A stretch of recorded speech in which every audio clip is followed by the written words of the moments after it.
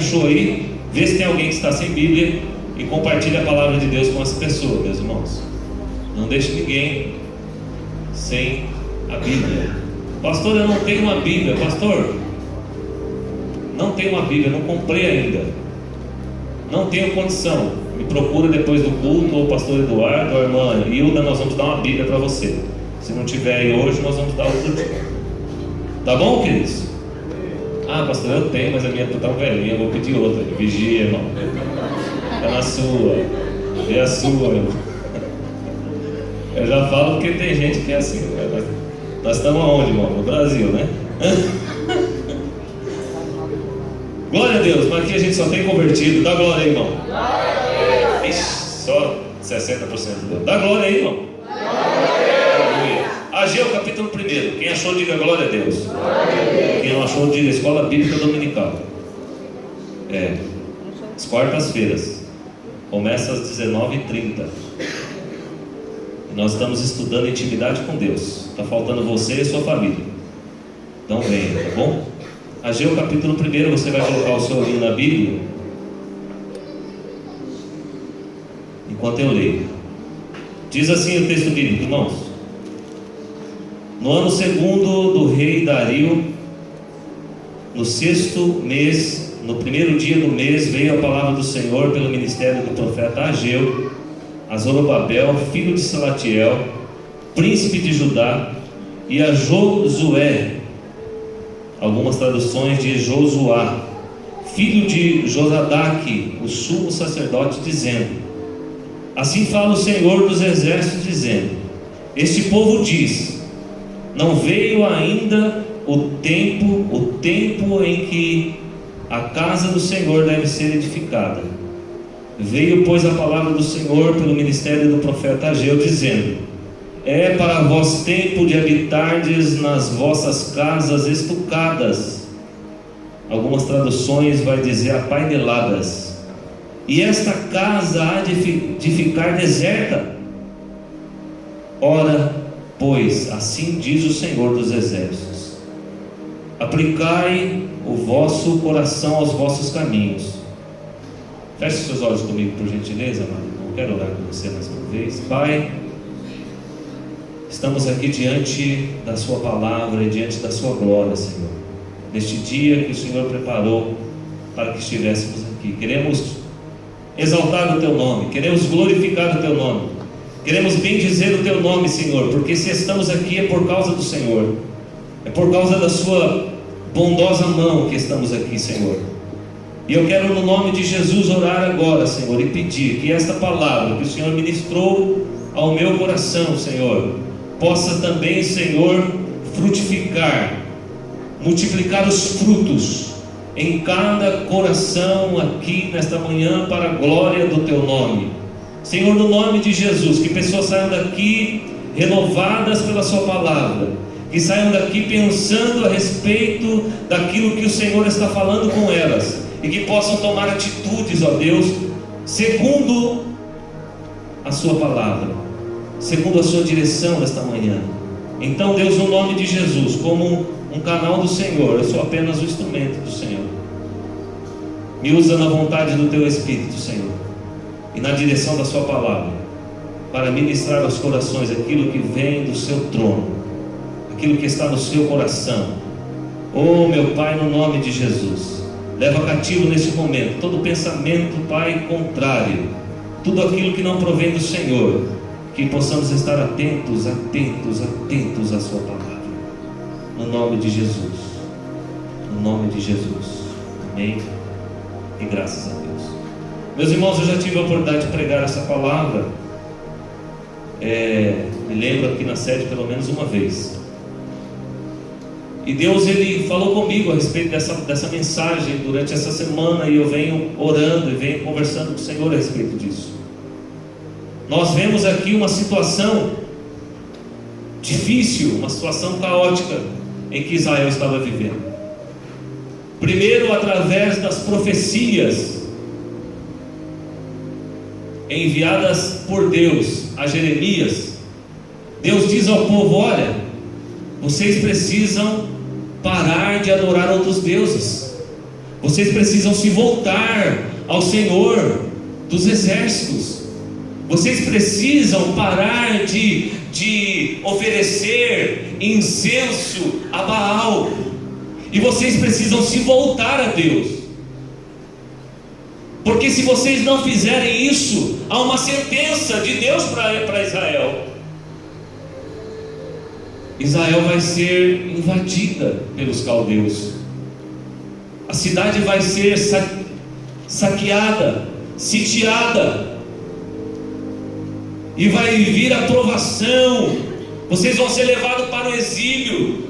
Enquanto Jeremias profetizava o que Deus estava dizendo a Israel, qual era a vontade de Deus para Israel, outros profetas na época, meus irmãos, é como nós vemos hoje.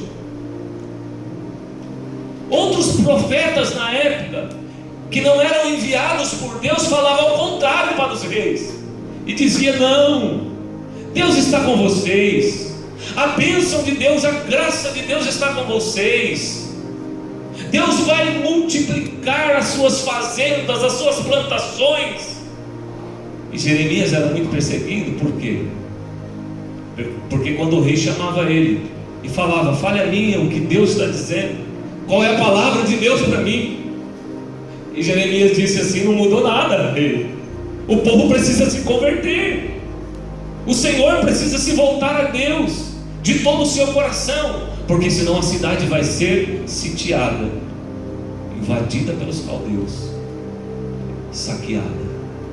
Os muros vão ser colocados fogo, o templo vai ser derribado, a adoração a Deus neste lugar vai acabar, porque Deus espera que vocês adorem Ele em espírito e em verdade, de todo o vosso coração.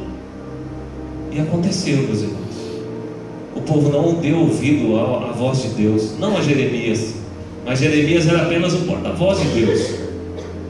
E o povo foi levado para o exílio na Babilônia. Os caldeus invadiram Jerusalém, colocaram fogo nos seus muros, acabaram com o templo, que era o símbolo da adoração a Deus em Israel, e foram levados para o cativeiro.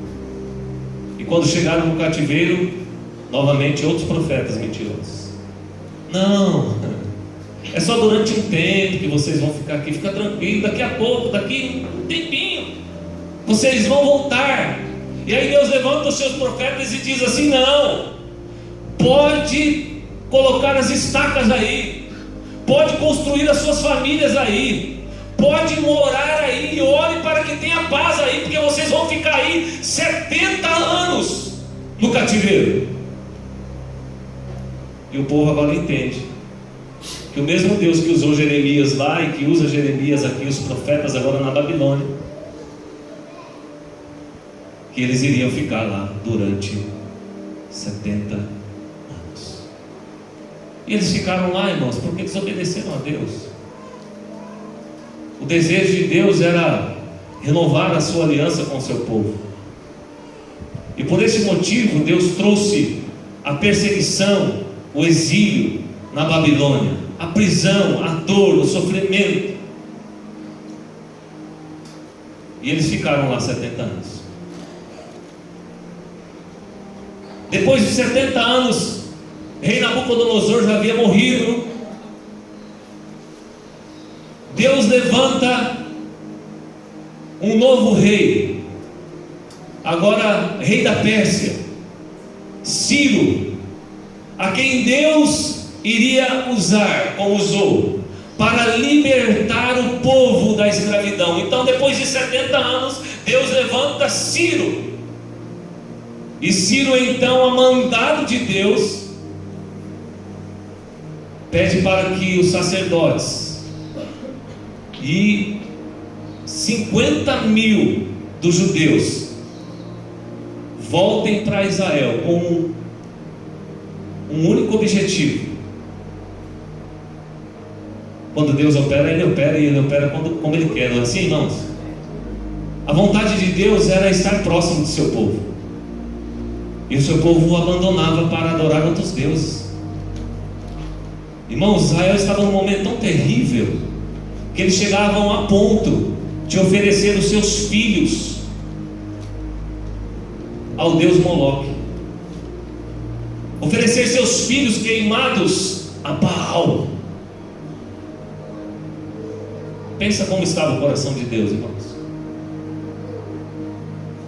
Mas eles vão para o exílio, passam sofrimento no exílio, e Deus lembra da sua misericórdia, e depois de 70 anos o povo começa a voltar. 50 mil pessoas voltam, com o único objetivo. O rei Ciro disse que eles deveriam voltar para construir o altar a Deus, que eles deveriam voltar para construir o templo ao Senhor. O que é isso, irmãos? Eles deveriam voltar e renovar a sua aliança com Deus. O altar, o santuário, é símbolo da presença de Deus, onde Deus manifesta a sua glória, onde era oferecido os holocaustos de sacrifícios, de cheiros suaves ao Senhor. O altar, o templo, era um lugar de adoração, era um lugar onde o povo adorava o Senhor, onde os sacerdotes se apresentavam diante do Senhor para apresentar as ofertas pelo pecado do povo. E em primeiro momento você encontra isso nos Salmos. O povo volta, pastores. Eles estão cantando, eles estão alegres, eles estão voltando para a sua pátria, eles estão jubilosos, e eles voltam para Israel cantando.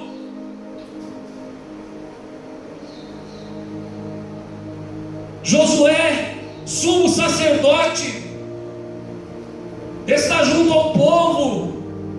Zorobabel, aquele que liderava, o governador, está junto com o povo. E aí nós chegamos neste momento onde nós lemos aqui o primeiro capítulo do livro de Ageu. Ageu é um dos profetas pós-exílio. Ageu, Zacarias e Malaquias são os únicos 3 profetas pós-exílio. Ageu é o primeiro livro a ser escrito, é a primeira profecia pós-exílio. E o povo chega e volta, e o rei Ciro envia madeiras de cedro, tesouros, tudo aquilo que Nabucodonosor tinha tirado do templo, os utensílios, as vasilhas, as taças, as coisas sagradas do templo. Ele devolve agora rei Ciro para o templo do Senhor. E além disso, ouro, prata e ajuda.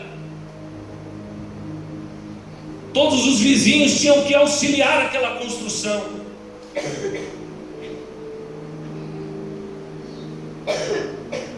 Porque Deus tinha colocado o rei Ciro como governador de toda a terra. Todos obedeciam a sua palavra. E agora o rei Ciro está trabalhando para quem? Para quem o rei Ciro está trabalhando, irmãos? Para Deus, o Senhor de todo o universo. E eles pegam aquelas madeiras, e eles começam então a construção, e cortam as valas, e começam a colocar as estacas e os alicerces. E eles estão alegres, felizes, cantando. Rei Ciro morre. Artaxerxes I assume o reinado. Quando o povo está lá preparando os alicerces, os samaritanos, que eram aqueles que tinham ficado na terra quando os judeus foram levados cativos, eles ficaram 70 anos na terra, então eles achavam que a terra era deles. O lugar é meu, as nossas famílias já estão na terra. E quando o povo volta a mandar do rei Ciro, os samaritanos ficam com inveja daquela situação, que eles estão construindo o templo. E aí eles chegam até o Zorobabel, que era o governador, Josué, o sacerdote, disse para eles: é o seguinte, nós queremos participar da construção do templo, nós queremos ajudar, porque nós também adoramos o mesmo Deus que vocês adoram. E Zorobabel e Josué disse: não, nós vamos obedecer ao que rei Ciro disse, que nós deveríamos voltar os judeus e construir o templo.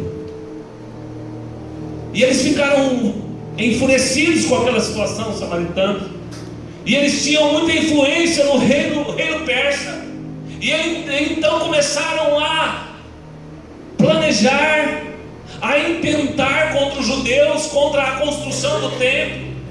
Investiram contra a construção do templo entre os governantes.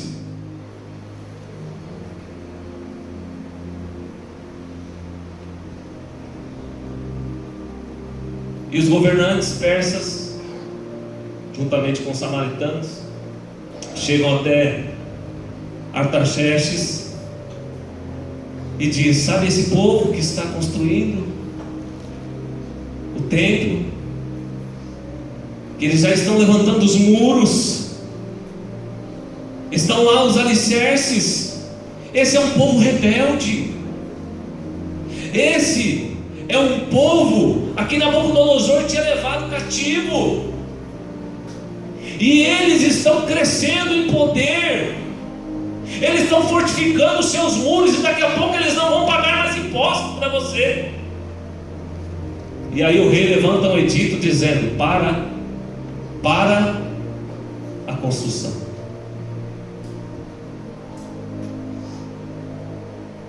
E aqueles que estavam alegres, felizes, eles pararam a construção.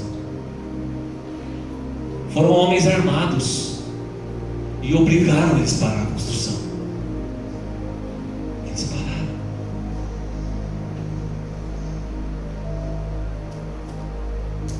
Nesse meio termo, nesse tempo, Israel agora se volta para as suas casas, se volta para os seus afazeres.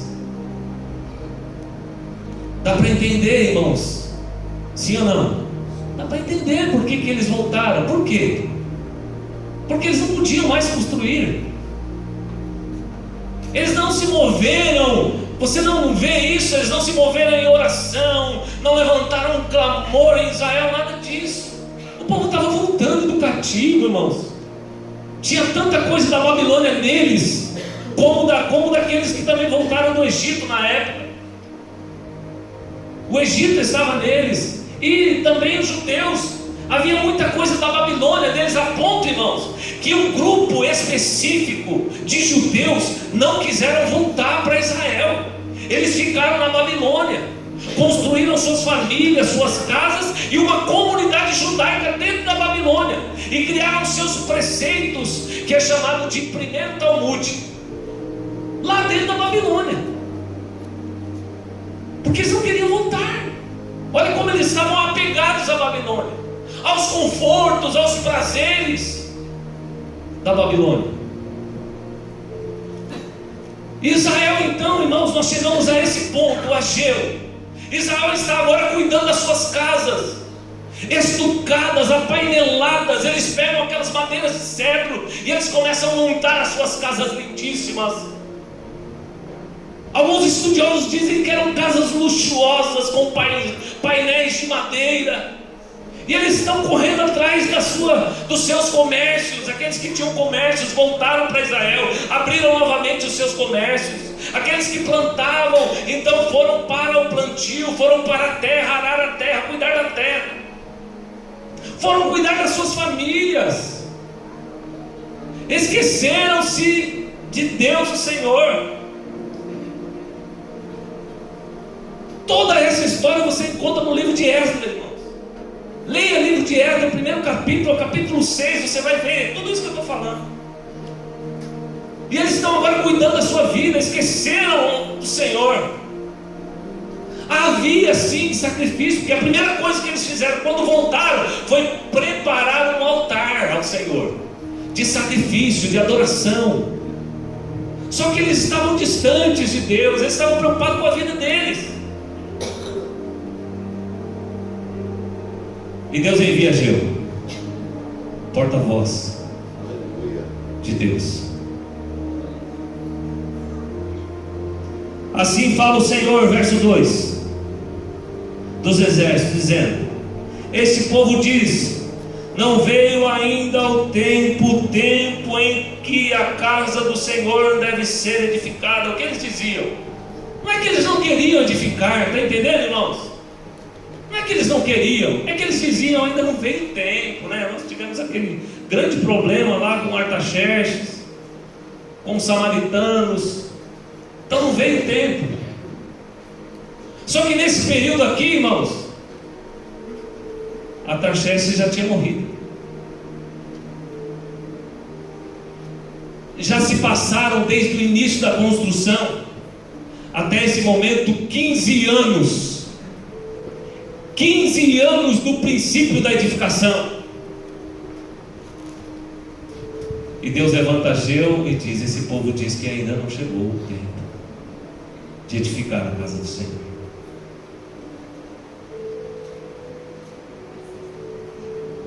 Verso 3.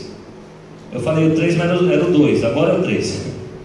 Veio, pois, a palavra do Senhor pelo ministério do profeta Ageu, dizendo: é para vós tempo de habitardes as vossas casas estucadas ou apaineladas, e a casa do Senhor ficar deserta? Aí ele diz assim: ora, pois assim diz o Senhor dos exércitos, aplicai ao vosso coração os vossos caminhos. E aí tudo que acontece na vida de Israel, irmãos: semeia muito e colhei pouco, comeis, mas não farteis, bebeis, mas não saciei, vestimos, mas ninguém se aquece, e o que recebe salário, recebe salário num sactel furado. Aí Deus usa Ageu e diz assim: aplica o vosso coração nas coisas que estão acontecendo. Olha, tudo isso está acontecendo. Você bebe e você não sacia, não sacia a sua sede. Você come, mas você não fica satisfeito com aquilo que você está comendo. Você veste, mas você não se aquece. E tudo isso quem ele estava fazendo, irmãos? Era o juízo de Deus sobre Israel, porque tinha abandonado a casa do Senhor, o templo do Senhor, a reconstrução do templo do Senhor.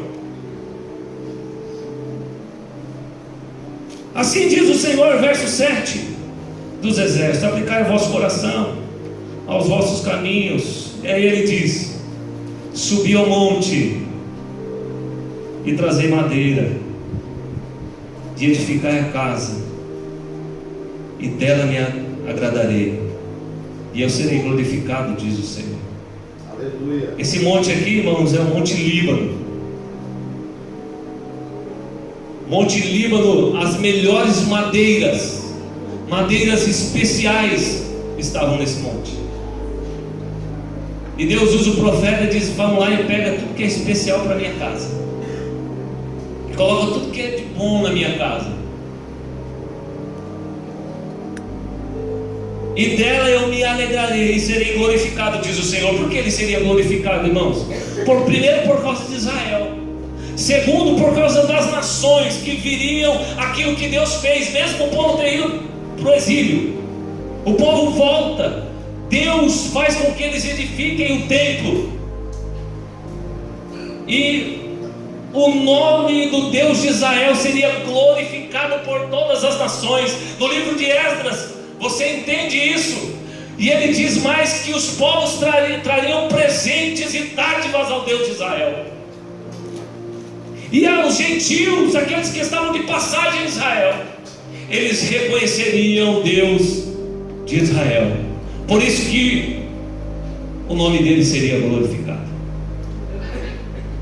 Nós temos no princípio, não é mais Artaxerxes, que nome lindo para colocar no filho, que está reinando agora. É o rei. Cadê o Dario? É o rei Dario. Alguns dizem Dário. É o rei Dario que está reinando. E ele começa a reinar. E um atribulado lá dos persas, chamado Tatenai, olha que nome lindo, Esse vai colocar no segundo filho, Artaxerxes I e que? Tatenai. Eu até escrevi aqui para não falar em língua. Pode ser terceiro, quarto. E aí, irmãos, esse camarada se levanta. Ele era governador a oeste do rio Eufrates. E ele vai lá em Israel, o povo começa agora, depois da palavra do profeta Ageu, o povo agora se anima, porque Deus anima o espírito do governador Zorobabel, Deus anima o espírito do sacerdote Josué, e anima o espírito de todo o povo. É Deus que está fazendo, quem está entendendo, irmão? Deus manda o profeta e Deus anima o coração, porque tudo é por ele, é tudo por causa dele. E aí eles começam a construção, depois de 15 anos e depois de 23 dias dessa profecia, eles iniciam a construção do templo novamente. Aí levanta esse camarada, ele vai lá passear lá em Israel. Ele cuida de outro lugar, não tem nada a ver com ele, mas ele vai passear em Israel. E ele chega lá, vê toda aquela situação.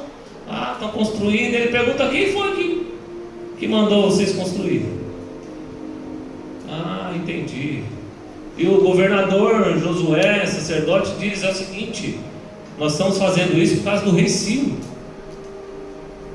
Tatenai pega aquela informação e vai até o rei Dario e manda uma carta para o rei Dario, manda uma carta e diz: rei Dario, é o seguinte, está acontecendo isso. O senhor não quer ver os documentos reais, se realmente isso é verdade?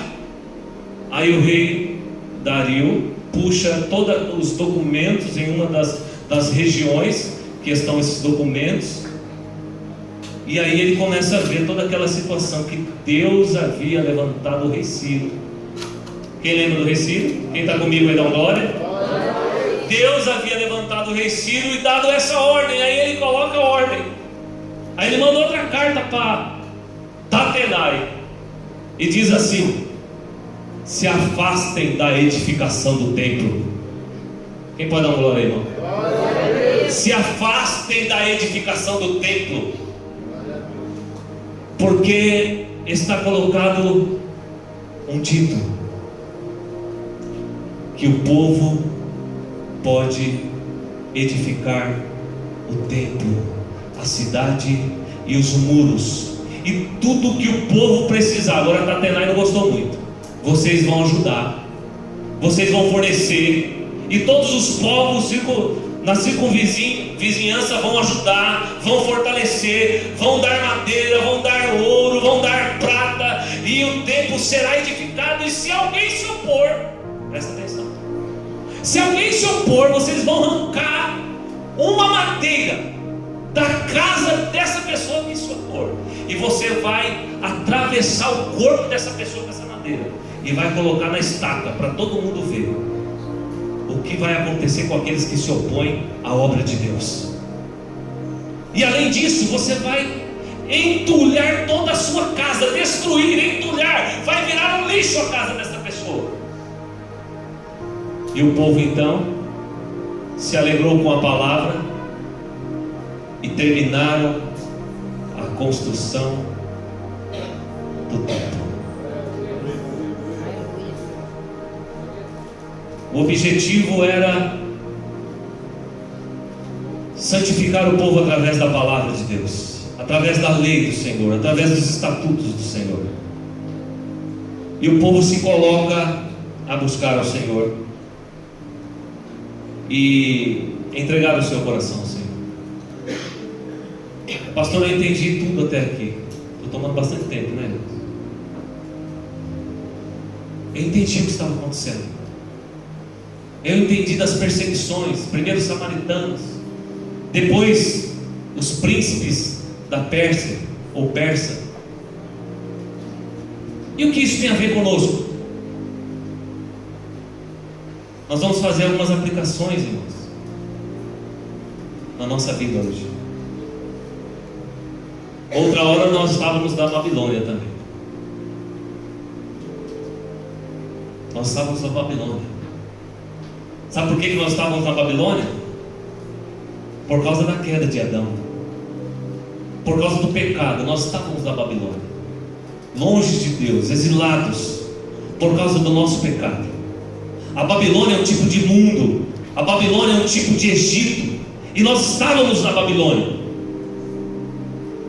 Deus, irmãos, nos resgatou dessa Babilônia.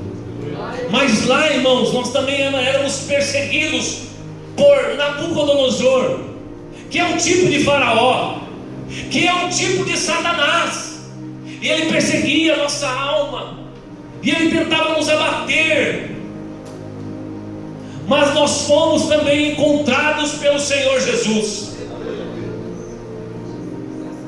Jesus é o nosso Ciro celestial. O nosso Ciro celestial, irmãos, veio para nos dar libertação da Babilônia. Ele veio, nos salvou. É por isso que nós estamos aqui hoje nessa ceia, por causa do seu sangue, por causa da sua morte, morte vicária. É por causa da sua morte que nós estamos aqui. E nesse meio tempo, pastores, os samaritanos se levantam, os príncipes da Pérsia se levantam, que é um tipo de demônio, é um tipo de Satanás, para tentar nos parar, para tentar nos impedir. Porque o objetivo maior, quando Deus nos salvou, irmãos, é nos deixar próximos dele, através de uma adoração, irmãos, sincera diante dele.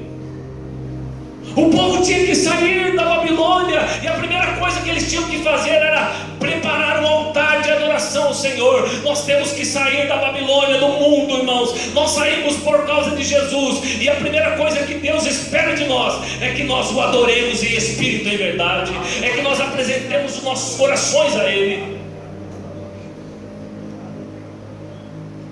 É isso que Ele espera de nós.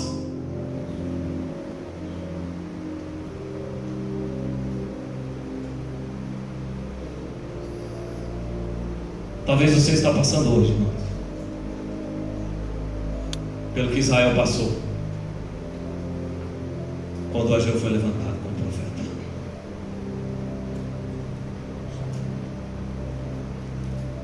Deixa eu falar uma coisa para você. Esse altar de adoração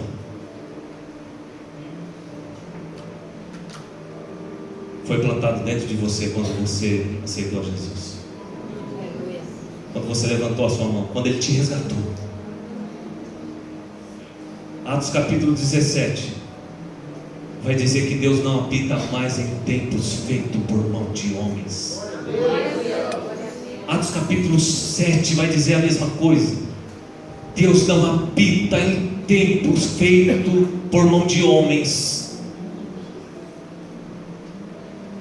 Agora Ele habita em mim e em você. 1 Coríntios capítulo 3, verso 16 vai dizer assim: eu e você, nós somos agora o santuário de Deus, aonde Deus manifesta a sua glória, aonde Ele manifesta a sua graça e o seu amor. Nós somos o santuário de Deus. E talvez você entregou o seu coração a Jesus, só que veio os samaritanos, veio os príncipes da Pérsia e lutaram contra a edificação desse templo. E aí você foi cuidar da sua vida, da sua casa, apainelada, sei lá de que forma que é, das coisas que esse mundo faz com que temos atenção. Aí você foi correr atrás da sua família, das suas coisas, do seu serviço, da sua faculdade. Não que você não deva, irmãos. Quero que você entenda uma coisa com isso. Era um juízo de Deus. Veio a seca. A seca não veio só para as plantações, irmão. Nós lemos aqui. A seca veio para os homens, veio para os animais. Eles estavam sofrendo porque eles tinham abandonado a casa do Senhor. Eu quero que você entenda uma coisa. Eu poderia muito bem usar esse texto para falar: irmãos, você que não oferta, você que não dizima, você que Poderia. Eu não tenho intenção, irmãos, de mudar a mensagem que Deus colocou no meu coração com isso. Mas quantas pessoas, irmãos, até porque nós não somos adeptos a esses que falam só de prosperidade, da teologia da prosperidade. Você nunca vai escutar isso aqui nesse púlpito. Nós não somos adeptos à teologia da prosperidade, mas nós entendemos que Deus ama aquele que dá com alegria, sim ou não, irmãos? E que Ele dá muito mais daquilo que nós damos a Ele, e que Ele é presenteador daquele que o agrada. Então, irmãos, isso é certo. Mas aqui, irmãos, a direção que o Senhor está nos dando hoje é outra. Eles abandonam o templo de Deus. Talvez você está passando por isso. Talvez o templo de Deus que é você está em ruínas hoje. Talvez você começou com uma oração, com um jejum, se aplicando à leitura da palavra, se aplicando ao ensino, a prestar atenção ao ensino da palavra, mas aí vem os samaritanos, vem as dificuldades da vida e você desiste, e você parou, e você abandonou, e você deixou. E Deus está trazendo uma palavra para você hoje. Talvez você disse também, mas ainda acho que não é tempo, não é hora de eu me entregar totalmente ao Senhor, não é hora, não é o tempo. Mas Deus diz para você através dessa profecia: esse é o tempo de edificar a casa do Senhor. Chegou a hora de edificar a casa do Senhor. Deus levanta também um rei Dário nos nossos tempos. O rei Dário representa os pregadores, os profetas, os pastores, os que ensinam e diz: não, Jesus, o nosso Filho Celestial, já disse.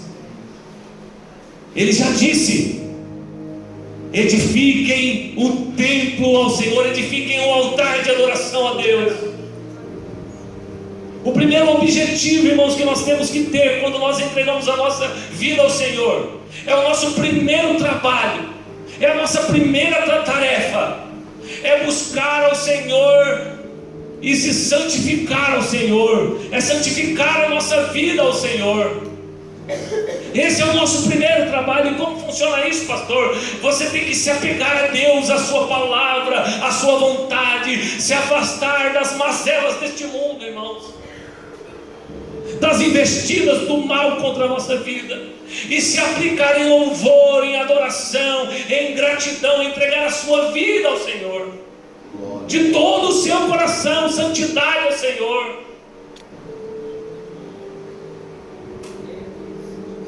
Porque a palavra de Deus diz que Deus reconciliou o mundo. Deus reconciliou o mundo através de Cristo, não nos imputando os nossos pecados, e ainda nos auxilia através da sua lei. Então temos que se achegar a Cristo, se achegar à sua vontade, se achegar àquilo que é de nós como cristãos, que devemos fazer: santificação, Senhor. Eu tenho vários textos aqui que nós podemos falar sobre santificação, Senhor. Vários. Quantos estão entendendo o que Deus está dizendo esta manhã?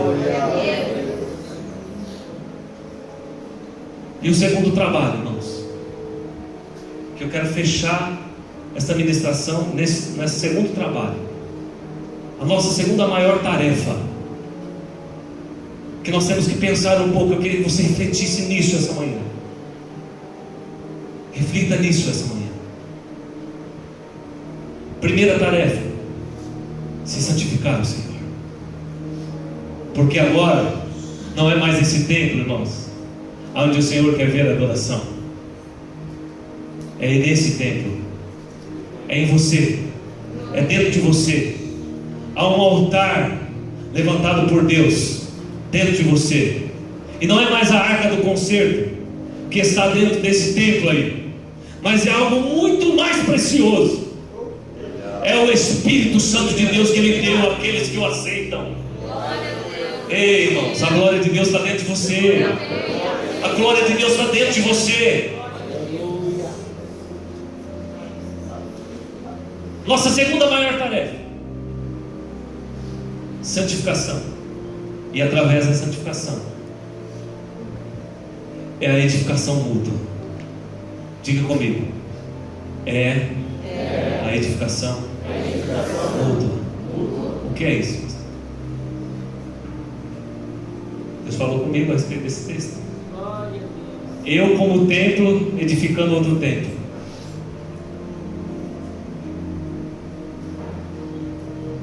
Chegou a hora da edificação. E você é um instrumento de Deus para edificar templos. Deus chamou uns como apóstolos, outros como profetas, outros como doutores, mas com um único objetivo. Qual era o meu objetivo, pastores? Para a edificação da sua igreja, para a edificação um do outro. Então, irmãos, olha para esse irmão que está do seu lado. Agora vai começar com esse negócio de olha para lá, olha para cá. Glória a Deus. Olha para ele, irmão, pode olhar para ele. Você pensa que você conhece ele, né, irmão? Você pensa que você conhece ele, né? Né, pastor? Você não conhece, não. Por isso que você tem que se deixar ser usado por Deus para edificar esse irmão aí que está do seu lado. Sabe por quê? Porque às vezes você não sabe a pressão, a luta, as dores, o sofrimento que esse irmão passa. Você não sabe, irmão. Como essa jovem aqui. Como é seu nome, jovem? Deus sabe todos os sofrimentos que passa dentro de você, Maria. Que Deus tem um plano lindo na sua vida, que Ele vai fazer. Ele te chamou como um trabalhador nessa terra. Terra, infelizmente, de poucos trabalhadores. Mas Ele te chamou para trabalhar. Por isso Ele diz assim para você: fique firme e constante na minha presença.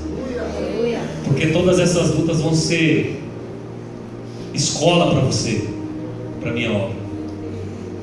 Irmãos, a gente não sabe o que uma irmã está passando, o que o irmão está passando. Por isso que nós temos que buscar ao Senhor ao ponto de santificar a Ele, entregar a nossa vida como um sacrifício agradável a Ele, como diz o texto em Romanos. E a nossa segunda maior tarefa, o nosso segundo maior trabalho é nos edificar, é ajudar. Eu costumo dizer, eu vou mudar o que eu dizia: se eu não posso ajudar, eu não vou criticar. Mas agora eu vou mudar: se eu não posso ajudar, o mínimo que eu tenho que fazer é orar. Fique em pé comigo, por gentileza.